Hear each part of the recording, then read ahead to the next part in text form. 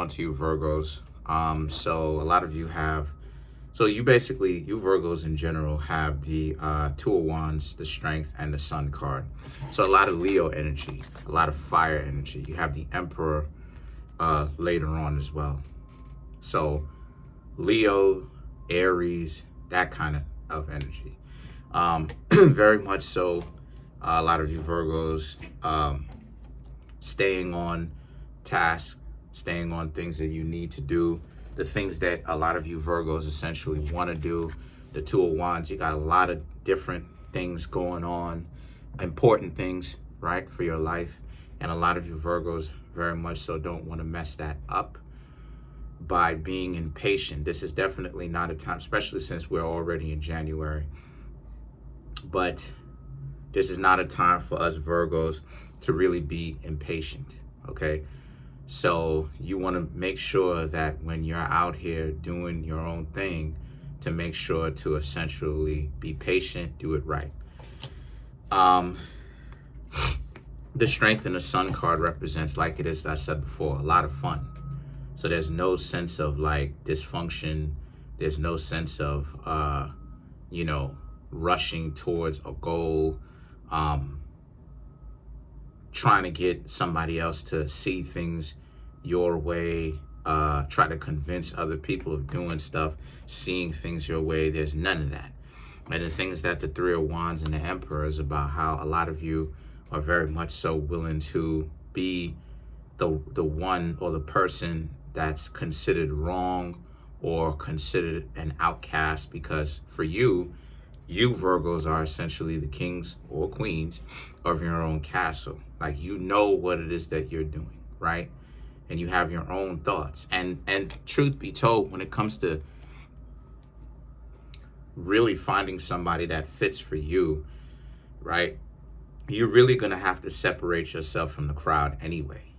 Like, you're never going to actually be in a crowd setting where it's like when you're trying to get to know somebody and everybody has a hive mindset. You keep that hive mindset and you really get into a functional, long-lasting, decent relationship. That's not how it is, right? It really is a pick and choose game, in the sense that if you want to be able to get chosen, you're going to essentially have to really become an outcast, basically. So a lot of you Virgos are willing to do that because we're natural born outcasts anyway. I've said this before and I'm going to say it again.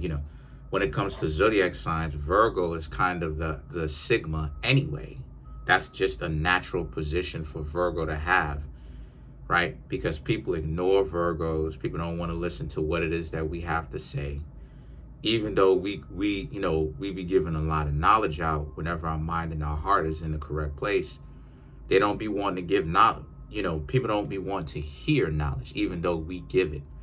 So it is what it is, and the thing is that the Ten of Swords and the Queen of Swords is about. So because all of those people that didn't want to hear the knowledge, didn't want to, make things work with you, they were super combative to actually be with. Now you Virgos are starting to see it. You're seeing at how it is that they're highly dysfunctional. They don't know whether or not they are essentially coming or going. And all of that is basically on them. They could have just been with you. It could have really have worked out if they wasn't such a back-footed hyena, if they wasn't dysfunctional. It could have worked out. It could have been better. It could have been much better, right? But you Virgos have to stop. That's another thing too that we be doing. We be taking all the world's problems, naturally, because we are of service to other people, right? Not perpetually, but continually, right? Every now and again, whenever we choose to, trying to help. And we take on the world's problems on our shoulders and want to fix people, by giving them love. But a lot of us Virgos, we have to understand that, some people don't want love because they're just dysfunctional, and that's what it is. So now you have the Ten of Wands, okay? And the Ten of Wands is about how, so since that's the case, you're in a particular situation where, or I should say we are, where we're learning to walk away from all of that, because that doesn't mean us any good. That doesn't make any sense. The Four of Pentacles and the Five of Swords now is because we know what it's like to be here a million times, and we know what it feels like to be, to have people that we care about, that they turn on us now. They start to turn on us. They look at us a certain kind of way. And now we're up the creek without a paddle, right? And we got to go through all of this dysfunctional stuff because this person, they're so caught up with game or whatever thoughts that they're having. They think that we're playing with their heads, even though we're not. And they're doing it to themselves. So let's clarify the Four of Pentacles. Once again, the Four of Pentacles really does represent us learning how to take better care of ourselves. You have the Two of Cups, Two of Pentacles, the Six of Cups, and the Five of Cups. The Six of Cups represents old partnerships or people that you had some sort of love interest with now coming back all of a sudden. Trying to say what's up, trying to, say hey. Or maybe not necessarily anything full blown, but you're hearing from them. They're still letting you know that they are around. And it's like, and we're clarifying the Four of Pentacles. And it's like, but the Two of Cups and the Two of Pentacles represents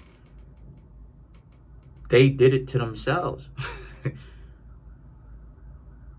Because if they wasn't so frustrating, they ruined it. Because every time when you would try to make it work between them, or every time it's supposed to work between the two of you, they would find some sort of way to break that up.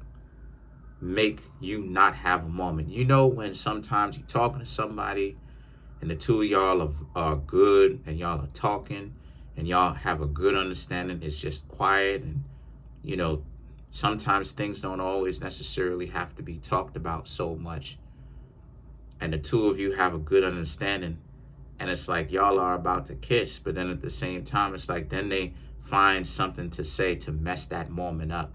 And then now it's like, that's how it is that they were. They fought or they did something to mess those instances up when they should have really been kind of finding a way to pull you closer. But they didn't do that. And then now the Five of Cups represents they regret not doing that. They regret not pulling you Virgos closer to them, showing you that, they actually care about you, that they love you. Let's clarify the Five of Swords now.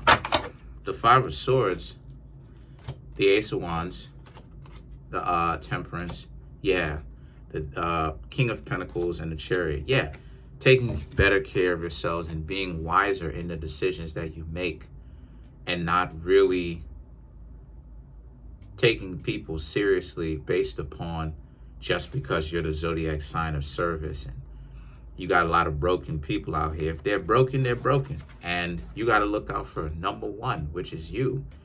And if a person doesn't show you any kind of them having the capability to pull themselves out of that dysfunction, a lot of you Virgos are realizing that there's no point. It's nil. They're done. Like some people can be salvaged, i.e. lions or lionesses, because they're functional. But for the majority, most people are dysfunctional.